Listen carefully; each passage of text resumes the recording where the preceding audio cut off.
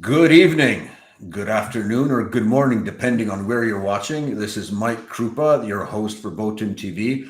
I know we haven't seen each other in some time. The Easter holidays and things happening in between did not allow us to do our regular programming, but we have come back today with a bang. I am honored and privileged to welcome to our program for the first time Dr. Ron Paul, straight from Texas. Dr. Ron Paul, how are you doing this evening? I'm This morning, in doing essence. doing well, Mike. Glad to be on your program. Perfect. For those of you that don't know, but I think Dr. Paul is one of those guests that needs no introduction, but just for those of our international audience who might not know that Dr. Ron Paul is an American author, activist, physician, retired politician who served as the U.S. representative for Texas's 22nd congressional district from 1976 to 1977, and again from 1979 to 1985, as well as for Texas's 14th congressional district from 1997 to 2013. Dr. Paul can, in essence, be called the godfather of the Tea Party movement, the Liberty movement in the United States, and he was also a three-time presidential candidate from the Libertarian Party and then seeking the nomination from the Republican Party. And as we spoke before we went live, there were others who were seeking his endorsement in 2012, including one Mitt Romney, who never got it because Dr. Paul, thankfully, that there are still men of principle in the United States. So as I said, we are honored once again, Dr. Paul, to have you on our program today. Thank you once again. Great to be with you. Perfect. Dr. Paul, let's jump right into it because I think in terms of foreign policy, which you have been very articulate over the years in criticizing, especially since the what one could call the neocon takeover of U.S. foreign policy after the Cold War.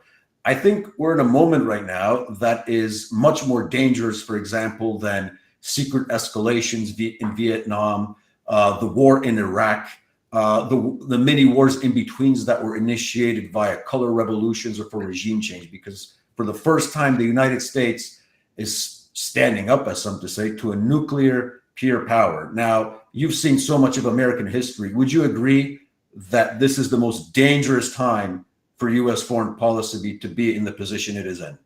Well, it certainly is, and the future will determine your statement.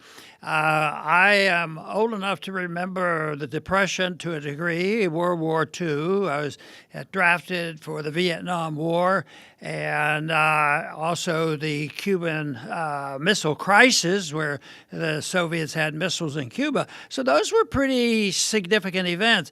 But I think structurally, in spite of the fact that so many wars and killing and dangers existed in the world, I think your position and your statement is very realistic because things have changed where it looks like whether it's a financial bubble bigger than ever or whether it's an empire bigger and out of control and open to so many mistakes, and it's an empire that's collapsing as our liberties are collapsing. I would say you cannot downplay the danger that we have going on today, and people are starting to sense it. But I think a lot of people have no idea exactly why. But the average family in this country today, they have difficulty paying their bills. There's inflation, and inflation is a deadly enemy to a sense of security. So I would say that we ought to assume things are very, very bad. And I always want to give people a little bit of hope that it can be handled to a degree. There will be a payment, and it will be bad. But if it's like saying there's absolutely nothing we can do, I don't get to that point because I think there are some things that we could do. That is, restore our liberties to the best, to the most we can, and that will be helpful. Let the people solve some of these problems. But right now, I would agree we face a terribly dangerous world, and something has to be done because it will not remain static. Dr. Paul, there's a lot of speculation as to why the Biden administration is doing what it's doing. Because as you've noted, you remember the Cuban Missile Crisis, you probably remember the Bay of Pigs, all that transpired in between. And I mean, you could explain, for example, 2003 Iraq ideological hubris. Some would also say that this was a war for the benefit of the state of Israel. There's a lot of arguments going back and forth. Historians can speculate, a lot of valid arguments, obviously. You were one of the few congressmen in the United States Congress who, when lobbyists knocked on your door, you would basically never open, which is a beautiful statement. I think it's one of the greatest homages to your person. But what would you identify today as the main source of this rabid anti-Russian, NATO expanding hegemonic stance that the United States is pursuing? Because each day shows that this is becoming more and more suicidal and detrimental to, as you said, the average American family. Well, there are several, but we could start off with the military-industrial complex as well as the educational system we've had for 100 years, which undermine our freedoms, and we have drifted away. By the time I got to Congress, when they were getting ready to go into the Middle East, and I was on the Foreign Affairs Committee, and I said, well, if you guys want to go to war, you're going to have to vote for it, and you have to vote and to find out if the country wants to go to war. So I offered a declaration of war. And of course, it didn't pass, and I didn't vote for it. But I was told, you shouldn't mess around with that because we don't deal with that part of the Constitution anymore. And that's the problem. Our history in our universities, as well as the power predicted by Eisenhower. Eventually, he said that the money, the dollars, even though it existed for a long time, even Smedley Butler talked about that at the beginning of the last century. So money is involved. The philosophy comes from the university, and then there's this obsession and misunderstanding of what patriotism is all about, and it was used against me because in my campaigns I saying, I believe in liberty, the Constitution. If you want to go to war, you declare it, and we could have a lot more peace and prosperity. But they said, well, you're not patriotic. You don't care about the troops, that sort of thing. So the distortion of the viewpoint of patriotism is the tool, and actually the Nazis used this. Authoritarian governments use it. So the more authoritarian we have and the more our empire is threatened, the more often we will be using, the efforts of threats and innuendos about, you either do it our way, we'll give you money if you do, but if you don't, we're going to bomb you. And so that's a foreign policy that we have accepted, and it's evolved, and it is very, very dangerous. And of course, since World War II, our empire grew. We owned the currency of the world, the world reserve currency, and that's why the financial bubble is bigger than ever. The empire is bigger than ever. Although we are still considered very rich, we are actually very poor if you add up the balance sheet, because we've accomplished these last several decades with just borrowed money, and that's why we're so vulnerable. What do you think of, because one of the ramifications of this entire debacle in Ukraine is the ongoing process. Now, it's obviously, it has a varying degree of speed, but there's more talk of de-dollarization. I remember one of your favorite, one of my favorite, probably one of your favorite too, also campaign ads that always ended with the "I'm Ron Paul and I endorse this message" quote, where you said that you wanted to save the dollar.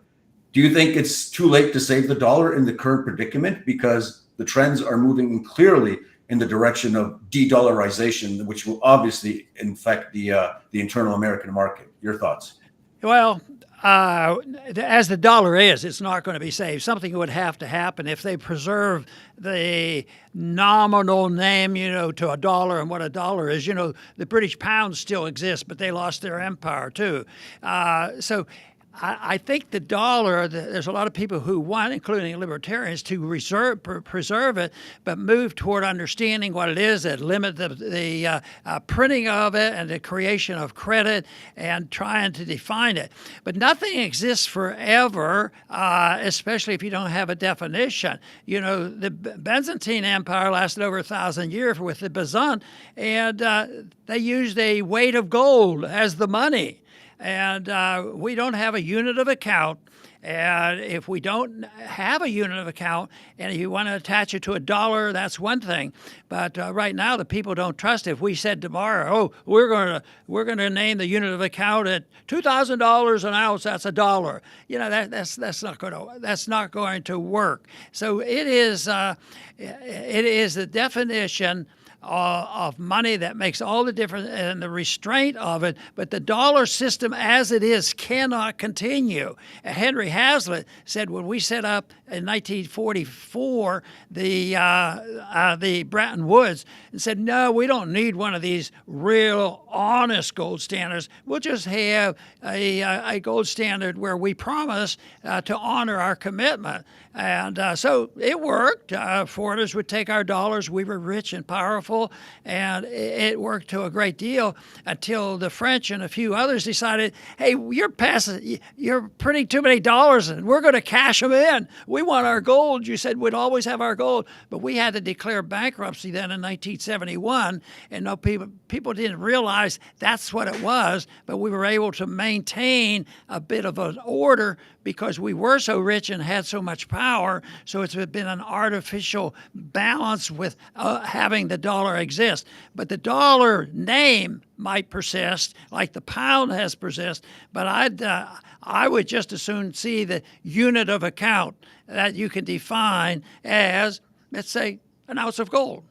And that's what has happened in the past. But if you try to save the dollar and doctor it up and say, oh, next year we're going to balance the budget, but we did have a restoration to gold after the Civil War. There was a bill passed in 1875, and after 13 years it became the gold standard was returned. Yeah, and it worked, but the conditions aren't that way. The bubble's too big, the debt is too big, the empire is exploding, and the conditions are just horrible. And the big thing is, if our government, if we had just a number of people in the Congress say, okay, we promised this is the name, this is what a dollar is, and we're going to balance the budget, we're going to do all these things, nobody would believe them.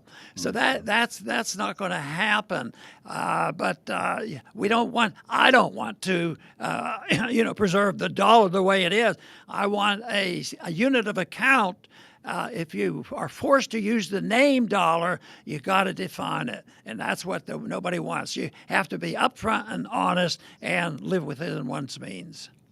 It sort of seems like deja vu all over again, Dr. Paul. Now, I'm a little bit younger than you, but I'm old enough to remember the end of the Cold War, and it seems we've reversed roles right now because, in essence, the American empire finds itself in the same place that the Soviet Union found itself in 1991. And the roles have reversed in essence. I mean, Russia obviously has a lot of problems to deal with, but I mean, in terms of economic growth, in terms of development, Putin has done a fairly good job for the Russians. I think every average Russian citizen would admit that, whereas the United States is on a downward spiral. I mean, I'm hearing trends, for example, from the United States where more secessionist movements are coming to the fore, and you're seeing basically a cultural, political balkanization that we haven't seen ever in the United States. Do you think that parallel is valid between what we saw in 1989 and the slow coming down of the American empire today?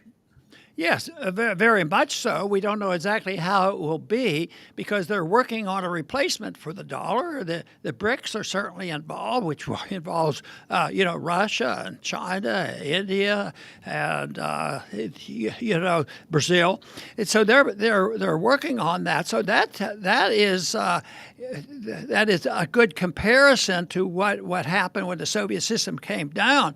But right now, China's very much involved in fulfilling the role. Just think of the argument that we use somewhat with Russia, but especially with China. Our Americans keep complaining, China's the enemy, China's the enemy.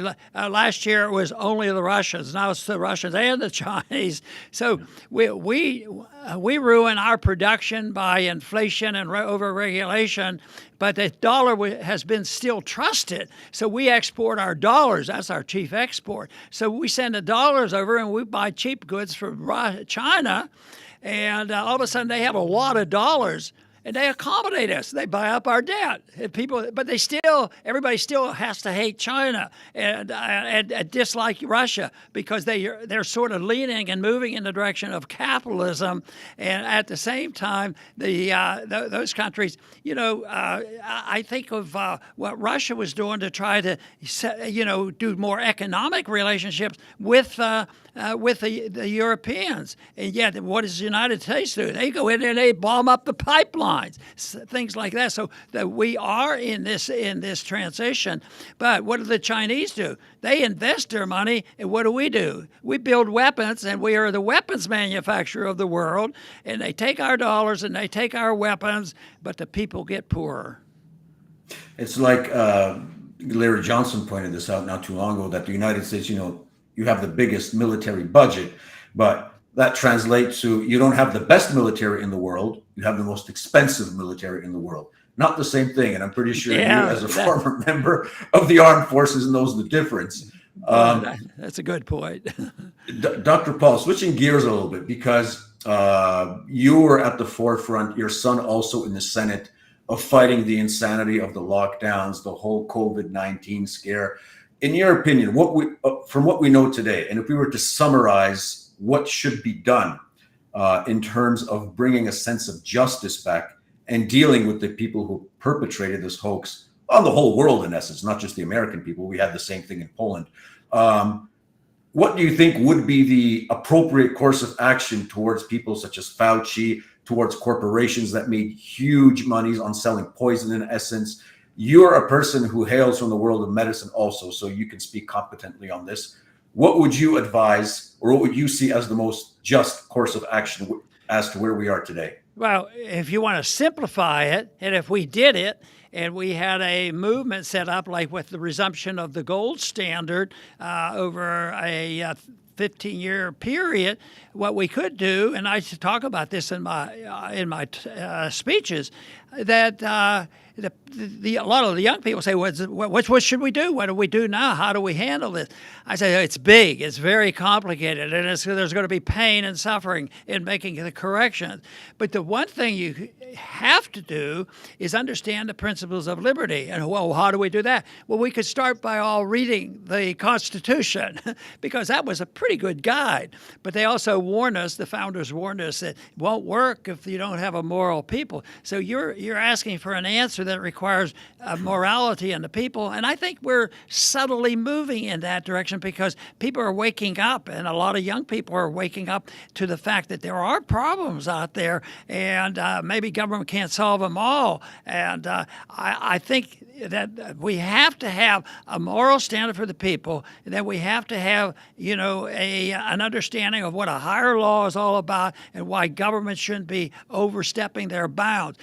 For medicine's sake, one principle you could accept for medicine is sort of what is generally understood, although COVID actually challenged it, and that is the separation of church and state, so the separation of our religious values. That generally is accepted. Most Americans say, "Oh yeah, we're strong on that." But why shouldn't we have the same separation of education, the same separation of the government and the operation of medicine? I was taught when medicine was much more in the hands of the doctor-patient relationship rather than having this total authoritarian approach. So we come up with COVID idea, and you could lose your practice and your money and your reputation if you believed in natural immunity. And too many people went along with that. So you got to get the government out of that. And we're seeing the end results of a Marxist system, because their goal is to have chaos and nihilism, bring on chaos, because they want to remake the whole world into a Marxist state, an authoritarian state. So that has to be understood. Without that, tinkering around the edges and saying, well, this week they're going to come up with an agreement to balance our budget.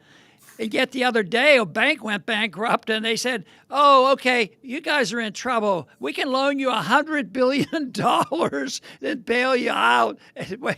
What's that going to do? Oh, did they come and ask the Congress to do that? Did they appropriate the money? No, it's totally out of control. So we have to have the basic principles, and all I can say is we need an understanding about morality of the individuals, being responsibility for oneself, and also say, well, we do have a guideline, imperfect, but better than what we're doing now, and that is found in the Constitution.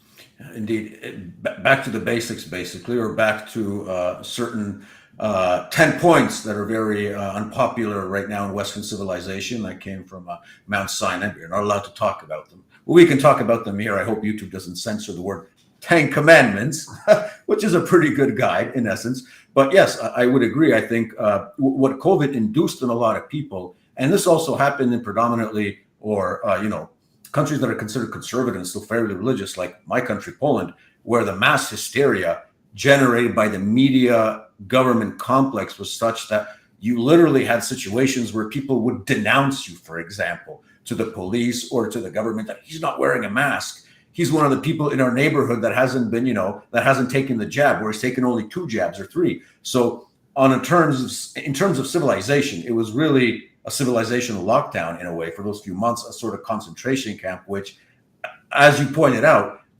stemmed from the fact that we threw away and basically gutted all the basic principles that undergird Christian Western civilization. So once again, I'd like to thank you for what you did on that front. Thank you for, and pass along to Senator Rand Paul for what he continues to do in this regard.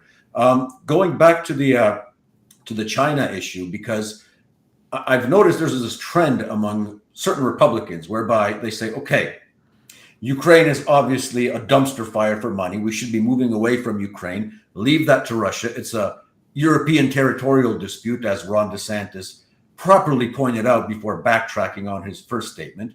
But then they say, we shouldn't be fighting Russia. We should be getting ready for a war with China. It's the same thing, just repackaged.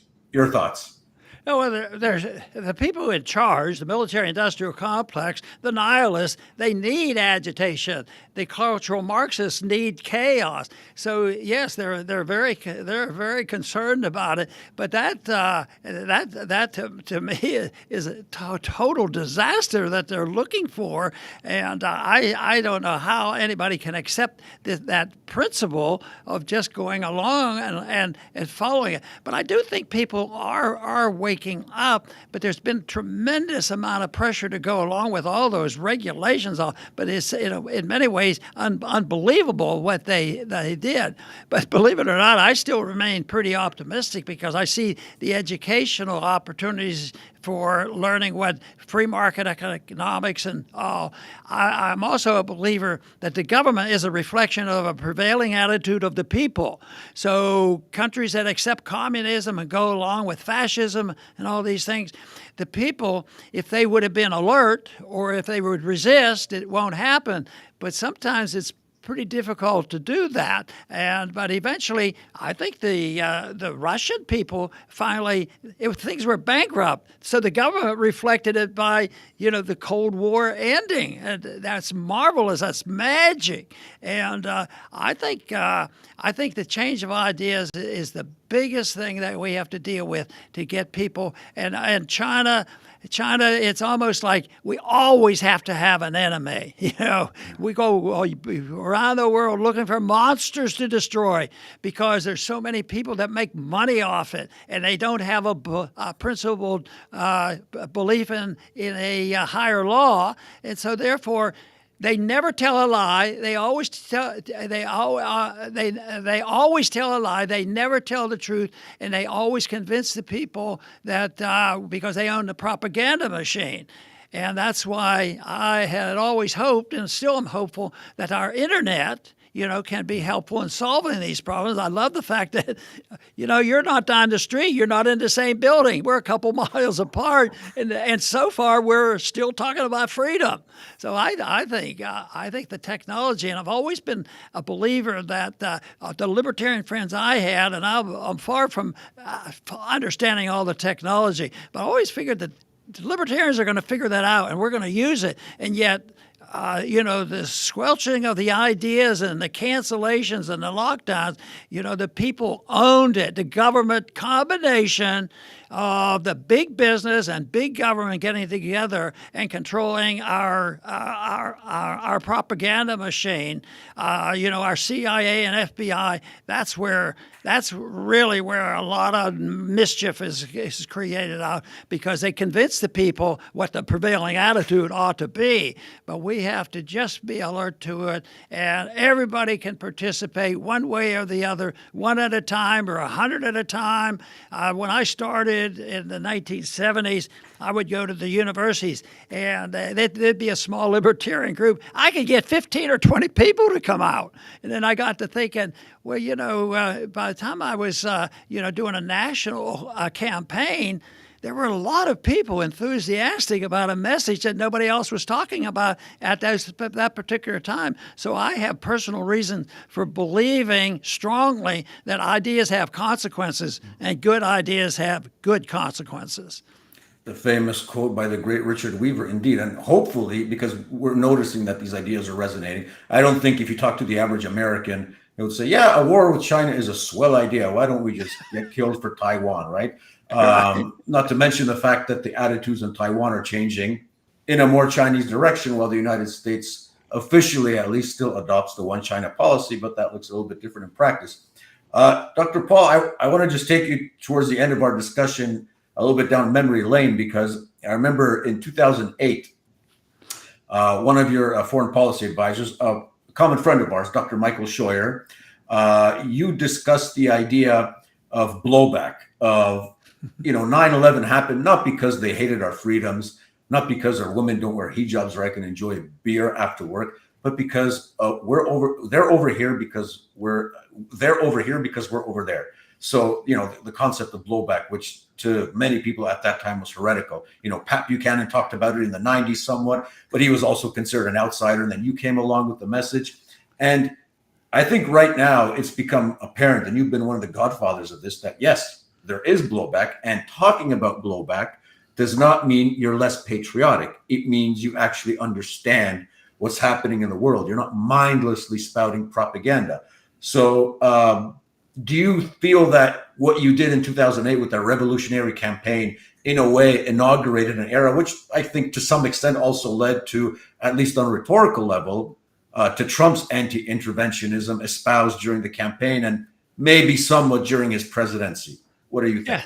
Well, I hope I contributed a little bit, but I give a lot of credit to the people that I've read and studied, and they've talked about this for a long time. And at least I had enough information to realize how terrible it was for our president to come up and explain the whole thing. Nobody wanted to have look at the motives. And looking at blowback, you're looking for a motive. Every time there's a murder, what's his motive? But they really never searched for the motive. And so Bush comes up and says, well, they just hate us for our freedoms, and they hate us for our prosperity. And, of course, that's a bunch of baloney. That is not the reason. So that is the reason I use this example. What would we do if somebody did to us what we do to them? And that was heresy of all sorts. And I remember that night so clearly because the media was interested in talking to me because they thought it was the last day they'd ever see me. Yes. And I said, oh, well, I didn't even argue about that because I wasn't in the business of, anticipating what the ramifications would be if I just told the truth, no matter what audience I had. And it turned out, it may have been a stimulant to a subtleness of a change in policy, but it wasn't. I mean, a lot of people have talked this way. I mean, you can go back to the founders. They said that we should have a non-interventionist foreign policy, and so a lot of people have. It might have been helpful, but also I also knew that young people like the idea of peace. And the other thing that they didn't talk about too much, it gave me a little reassurance, is because they said I was anti-military and unpatriotic. But it turned out that when they looked at all the candidates, I guess it was in the 2008 campaign, at the donations, that I ended up getting more donations than all the rest put together. So the military people, then I got to thinking, well, I was in the military for 5 years, and I never wanted war. So it's one of those things of a perception. Hopefully, I've changed that perception a little bit to saying, we don't need all this activity, but there's a lot of power and pressure by the money people, the banks, and the military-industrial complex, powerful politicians, and the people who have at stake their reputation, because this is the foreign policy we've been teaching. The founders were wrong on this stuff. So it's a battle of ideas, and I find it interesting. So I think I'll stick around a while and keep talking about it. Perfect. I hope you do. I almost forgot to ask about one of the questions that I put in the agenda, but I'm curious what your thoughts on the emerging, and if we believe the opinion polls, the fairly good numbers and the positions that have been taken by Robert Kennedy Jr. in this upstart campaign of his. What are your thoughts on another Kennedy? I think it's just great. We had him on a couple years ago, I guess, on my Liberty Report, and he was very, very good, and we got into this. But, he's right now representing, because he's so well known, the group that recognize that corporatism and corporations, like we've been talking about already, whether it's in medicine, a pharmaceutical industry, or the military, and then the combination of big industry and government, because those are the seeds of fascism. So that's the threat. So what do the people who want it do? They flip it around. This is characteristic of the battles here politically. They turn it around and always blame the people that they're talking to of that. So there's the Antifa is the anti-fascist of the people who don't want any part of it, and that's unfortunately is more successful than it should be, and it takes a while for them to realize it's the wrong position. And I'd like to help pointing that out. That the whole thing of interventionism, whether it's interventionism in our personal lives of every individual, interventionism in the economics of everybody, everything should be voluntary, or the intervention of our country in somebody else's country, even when another country. It's sort of like if your neighbor has some personal habits, we don't go try. We should know that we don't go in and try to change them. And in the foreign policy, it should be that we should recognize that our neighbors or other people around the world who are making a mistake, that us getting involved does not have a moral basis to it, because you're overstepping your bounds. And also, pragmatically, it doesn't work. It makes things worse, because who knows? When that returns to us, blowback comes. It can be very, very dangerous, and so it doesn't make sense legally or practically, and that is the reason that non-intervention in all those areas is so superior to all this idea that if it's a nihilist country, that they will set all the standards, they know what is right, and they know what is truth. That is what has to be canceled. Yeah, the high church of big government, big pharma, big everything, basically, right? Right. Doing the bidding. So yeah, I'm also happy to see that RFK is hitting all the right notes. It'll be interesting to see where he goes from here. I know they're already trying to stifle him, because the Democrats already said, well, guess what? We're not having any debates. No debates in the Democratic primary, Right. which is hilarious. It kind of reminds me of how they tried to stifle you. I remember in 2012, I think this is one of the most memorable moments. I was watching a debate live with my parents up in Canada, my before country, so to say. And there was a moment where Rick Perry, I think, asked you, what would you do if Fidel Castro invited you for a discussion? And you just, as honestly as you could, say, I'd talk to him, because that's what you do as the chief executive of the United States, as a chief diplomat. You talk to people, you hammer things out. And I think that was a real breaking moment, because the sincerity of the way you said it was just beautiful. I think Rick Perry was maybe expecting you to sort of, excuse your way out of the answer somewhat, but it was just beautiful. A sincere answer. Yeah, I talked to him because we have to talk to everybody. We're in a world where you have to talk to everybody. Right. So thank you for setting that example. Dr. Paul, thank you once again for your time. I do hope we can do this again sometime in the future. It was great talking to you. And from all of us here in Poland, older fans and younger fans, we'd like to wish you all the best, good health, God bless, and hope to see you again soon. And take care. Thank you once again. Thank you, Mike. Take care.